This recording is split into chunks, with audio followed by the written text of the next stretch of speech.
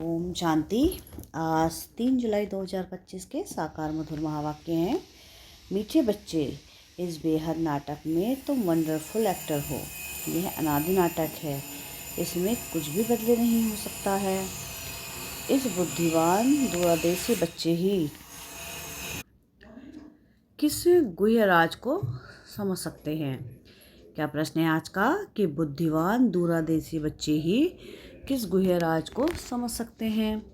उत्तर है इसका कि मूल वतन से लेकर सारे ड्रामे के आदि मध्य अंत का राज, जो गुह्य राज है, वह दूरदेशी बच्चे ही समझ सकते हैं।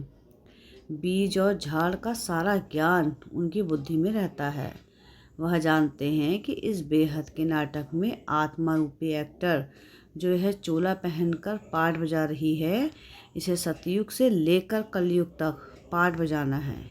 कोई भी एक्टर बीच में वापस नहीं जा सकता। गीत है आज की मुरली का, तूने रात गवाई सोई के। ओम शांति। यह गीत बच्चों ने सुना। अब इसमें कोई अक्षर राइट भी है तो रॉन्ग भी है। सुख में तो सिमरन किया नहीं जाता, दुख को भी आना है जरूर। दुख तो तब हो तब तो सुख देने के लिए बाप को आना पड़े। मीठे मीठे बच्चों को मालूम है, अभी हम सुखधाम के लिए पढ़ रहे हैं। शांति धाम और सुखधाम, पहले मुक्ति फिर होती है जीवन मुक्ति। शांति धाम घर है, वहाँ कोई पाठ नहीं बजाया जाता। एक्टर्स घर में चले जाते हैं, वहाँ कोई पाठ नहीं बजाते। पाठ स्टेज पर बजाया जाता है। यह भी स्टेज है। जैसे बेहद का नाटक होता है, वैसे ये बेहद का नाटक है। इसके आदि मध्य अंत का राज सिवाय बाप के कोई और समझा ना सके। वास्तव में यह यात्रा अथवा युद्ध अक्षर सिर्फ समझाने में काम लाते हैं। बाकी इसमें युद्ध और कुछ है नहीं। यात्रा भी अक्षर है, बाकी है तो याद। याद करते करते पावन बन जाएंगे। यह यात्रा पूरी भी यहाँ की होगी, यहाँ ही होगी। कहाँ जाना नहीं है। बच्चों को समझाया जाता है कि पावन बनकर अपने घर जाना है, अपवित्र तो जा ना सके। अपने को आत्मा समझना है। मुझ आत्मा में सारे चक्र का पाठ है। अभी वह पाठ पूरा हुआ है। वह राय देते हैं बहुत सहज, मुझे याद करो, बाकी बैठे तो यहाँ ही हो, कहाँ जाते नहीं हो। बाप आकर कहते हैं मुझे याद करो तो तुम पावन बन जाएंगे। युद्ध कोई है नहीं, अपने को तमो प्रधान से सतो प्रधान बनाना है। माया पर जीत पानी है। बच्चे जानते हैं कि 84 का चक्र पूरा होना है। भारत सतो प्रधान था, उसमें जरूर मनुष्य होंगे। जमीन थोड़ी ही बदलेगी। अभी तुम जानते हो हम सतो प्रधान थे, फिर हम तमो प्रधान बने, अब फिर सतो प्रधान बनना है। मनुष्य पुकारते भी हैं कि आकर हमको पतित से पावन बनाओ, परंतु वह कौन है, कैसे आते हैं, कुछ भी नहीं जानते। अभी बाबा ने तुम्हें समझदार बनाया है। कितना ऊंच मर्तबा तुम पाते हो। वहाँ के गरीब भी बहुत ऊंच हैं यहाँ के साहूकार से। भले कितने भी बड़े बड़े राजाए थे, धन बहुत था, परंतु हैं तो भिखारी ना। इनसे वहाँ की साधारण प्रजा भी बहुत ऊंच बनती है। बाबा फर्क बतलाते हैं कि रावण का परछाया आने से पतित बन जाते हैं। निर्विकारी देवताओं के आगे अपने को पतित कर कह माथा जाकर टेकते हैं। बाप यहाँ आते हैं तो फट से ऊँच चढ़ा देते हैं। सेकंड की बात है, अभी बाबा ने तीसरा नेत दिया है ज्ञान का। तुम बच्चे दूरदेशी बन जाते हो। ऊपर मूल वतन से लेकर सारे ड्रामा का चक्र तुम्हारी बुद्धि में याद है। जैसे हद का ड्रामा देखकर फिर आए सुनाते हैं ना, क्या क्या देखा, बुद्धि में भरा हुआ है। जो वर्णन करते हैं आत्मा में भरकर आते हैं, फिर आकर डिलीवरी करते हैं। यह फिर है बेहद की बातें। तुम बच्चों की बुद्धि में इस बेहद ड्रामा के आदि मध्य अंत का राज रहना चाहिए, जो रिपीट होता रहता है।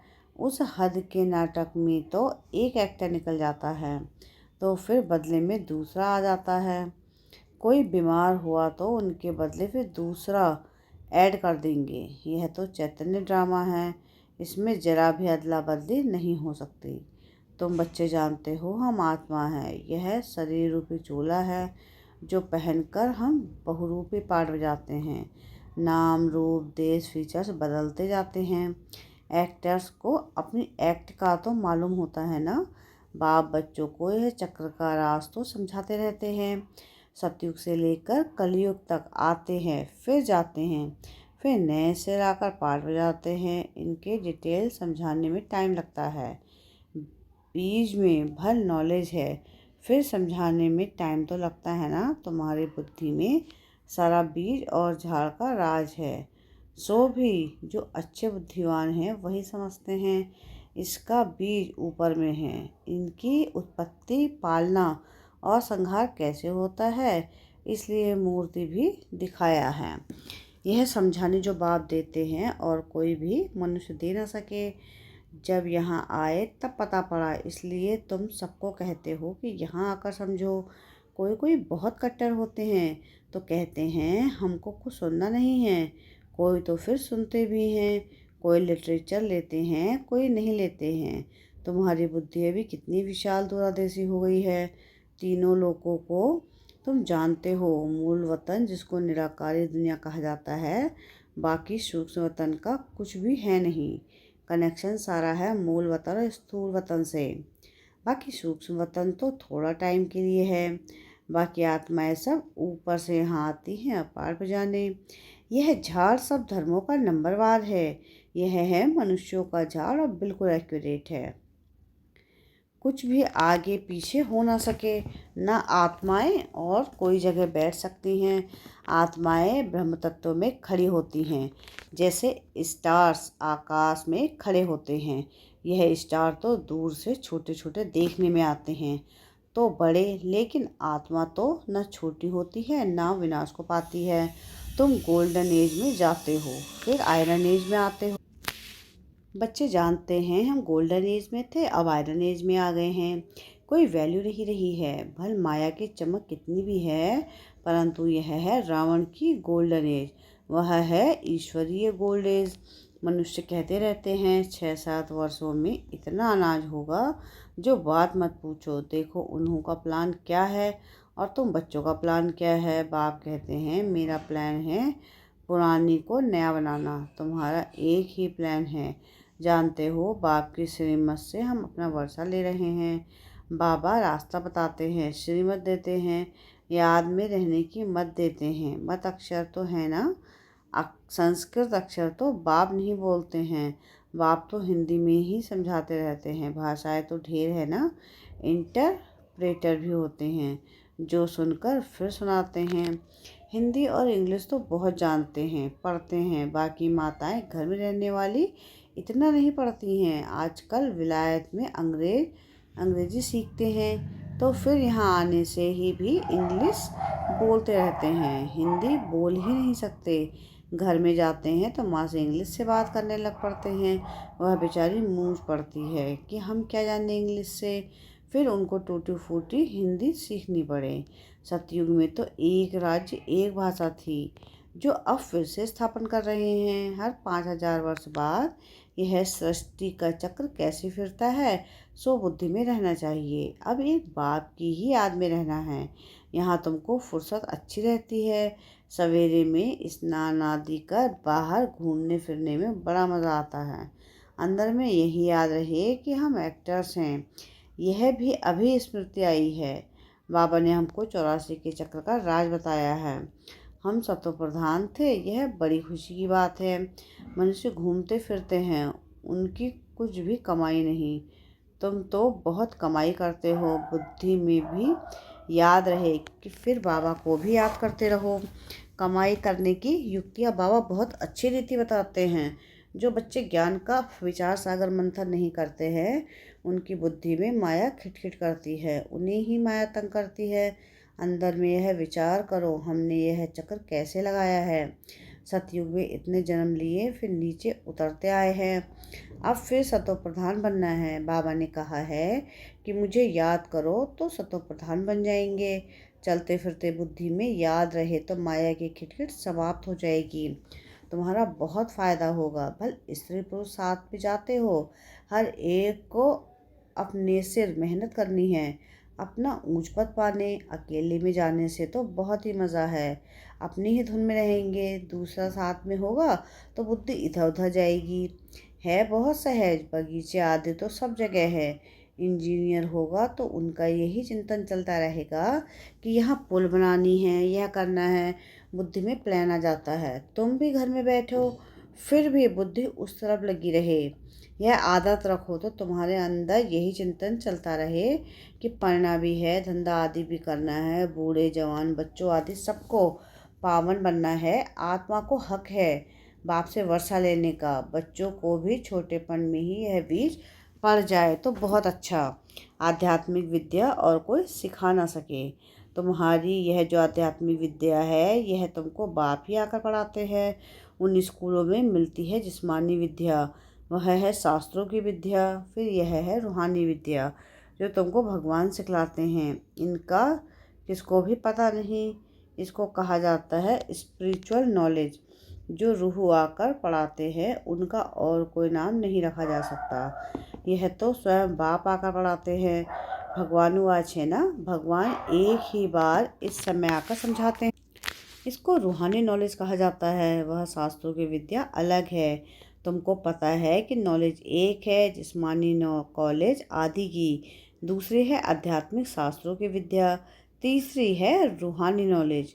वह भल कितने भी बड़े बड़े डॉक्टर और फिलॉसफी हैं, परंतु उन्हों के पास भी शास्त्रों की बातें हैं। तुम्हारी यह नॉलेज बिल्कुल अलग है। यह स्पिरिचुअल नॉलेज जो स्पिरिचुअल फादर सभी आत्माओं का बाप है वही पढ़ाते हैं। उनकी महिमा है शांति और सुख का सागर। कृष्ण की महिमा बिल्कुल अलग है। गुण अवगुण मनुष्य में होते हैं जो बोलते रहते हैं। बाप की महिमा को भी यथार्थ रीति तुम जानते हो। वह तो सिर्फ तोते मुआफिक गाते हैं और कुछ नहीं जानते। तो बच्चों को बाबा राय देते हैं कि अपनी उन्नति कैसे करो। पुरुषार्थ करते रहेंगे तो फिर पक्का होता जाएगा। फिर ऑफिस में काम करते समय भी यही स्मृति आएगी। ईश्वर की स्मृति रहेगी, माया की स्मृति तो आधा कल्प चली है। अभी बाप यथार्थ रीति बैठ समझाते हैं। अपने को देखो, हम क्या थे और क्या बन गए हैं। फिर हमको बाबा ऐसा देवता बनाते हैं। यह भी तुम बच्चे ही नंबरवार पुरुषार्थ अनुसार जानते हो। पहले पहले भारत ही था। भारत में ही बाप भी आते हैं पाठ बजाने। तुम भी आदि सनातन देवी देवता धर्म के हो ना। तुमको पवित्र बनना है, नहीं तो पिछाड़ी में आएंगे। फिर क्या सुख पाएंगे। भक्ति जास्ती नहीं की होगी तो आएंगे नहीं। समझ जाएंगे यह इतना उठाने वाला नहीं है। समझ तो सकते हैं ना। बहुत मेहनत करते हैं फिर भी कोई विरले निकलते हैं। लेकिन थकना नहीं है, मेहनत तो करनी है। मेहनत बगैर कुछ भी मिलता थोड़ी ही है। प्रजा तो बनती रहती है। बाबा बच्चों को उन्नति के लिए युक्त बनाते हैं। बच्चे अपनी उन्नति करनी है तो सवेरे सवेरे स्नान आदि करके एकांत में जाकर चक्कर लगाओ, वह बैठ जाओ। तंदुरुस्ती के लिए पैदल चलना भी अच्छा है। बाबा भी याद पड़ेगा और ड्रामा का राज भी बुद्धि में रहेगा। कितनी कमाई है, यह है सच्ची कमाई। वह है पूरी हुई। फिर कमाई का चिंतन करो। डिफ़िकल्ट कुछ भी नहीं है। बाबा का देखा हुआ है। सारी जीवन कहानी लिखते हैं। आज इतने बजे उठा, फिर यह किया। समझते हैं पिछाड़ी वाले पढ़कर सीखेंगे। बड़े बड़े मनुष्य की बायोग्राफी पढ़ते हैं ना, बच्चों के लिए लिखते हैं। फिर बच्चे भी घर में ऐसे अच्छे स्वभाव के होते हैं। अभी तो बच्चों को पुरुषार्थ कर सतो प्रधान बनना है। सतो प्रधान दुनिया का फिर से राज्य लेना है। तुम जानते हो कल्प कल्प हम राज्य लेते हैं और फिर गवाते हैं। तुम्हारी बुद्धि में यह सब है। यह है नई दुनिया, नए धर्म के नई नॉलेज। इसलिए मीठे मीठे बच्चों को फिर भी समझाते हैं, जल्दी जल्दी पुरुषार्थ करो। शरीर पर भरोसा थोड़ी ही है। आजकल मौत बहुत इजी हो गया है। वहाँ अमरलोक में ऐसी मृत्यु कब होती नहीं। यहाँ तो बैठे बैठे कैसे मर जाते हैं। इसलिए अपना पुरुषार्थ करते रहो, जमा करते रहो। अच्छा, मीठे मीठे सिखले दे बच्चों प्रति माता पिता बाप दादा का याद प्यार और गुड मॉर्निंग। रूहानी बाप की रूहानी बच्चों को नमस्ते। हम रूहानी बच्चों की रूहानी बाप दादा को याद प्यार गुड मॉर्निंग और नमस्ते। शुक्रिया प्यारे बाबा, शुक्रिया। धारणा के लिए मुख्य सार है। सार की पहली पॉइंट है कि बुद्धि को ज्ञान चिंतन में बिजी रखने की आदत डालनी है। जब भी समय मिले एकांत में जाकर विचार सागर मंथन करना है। बाप को याद कर सच्ची कमाई करनी है, सच्ची कमाई जमा करनी है। सेकंड है दूरदेशी बनकर इस बेहद के नाटक को यथार्थ रीति समझना है। सभी पाठधारियों के पाठ को साक्षी होकर देखना है। वरदान है आज की मुरली का, मधुरता के वरदान द्वारा सदा आगे बढ़ने वाले श्रेष्ठ आत्मा भव। मधुरता ऐसी विशेष धारणा है जो कड़वी धरनी को भी मधुर बना देती है। किसी को भी 2 घड़ी मीठे दृष्टि दे दो, मीठे बोल बोल दो तो किसी भी आत्मा को सदा के लिए भरपूर कर देंगे। 2 घड़ी की मीठी दृष्टि व बोल उस आत्मा की दृष्टि बदल देंगे। आपके 2 मधुर बोल भी सदा के लिए उन्हें बदलने के निमित्त बन जाएंगे। इसलिए मधुरता का वरदान सदा साथ रखना है, सदा मीठा रहना है और सर्व को मीठा बनाना है। स्लोगन है आज की मुरली का कि हर परिस्थिति में राजी रहो तो राजयुक्त बन जाएंगे। अव्यक्त सारे हैं कि संकल्पों की शक्ति जमा कर श्रेष्ठ सेवा के निमित्त बनो। जब और सब संकल्प समाप्त हो जाते हैं तब एक बाप और आप इस मिलन की अनुभूति का संकल्प रहता है। तब संकल्प शक्ति जमा होती है और योग पावरफुल हो जाता है।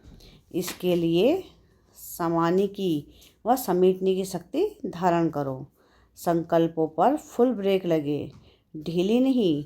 अगर 1 सेकंड के बजाय ज़्यादा समय लग जाता तो सामने की शक्ति कमज़ोर है। अच्छा, ओम शांति।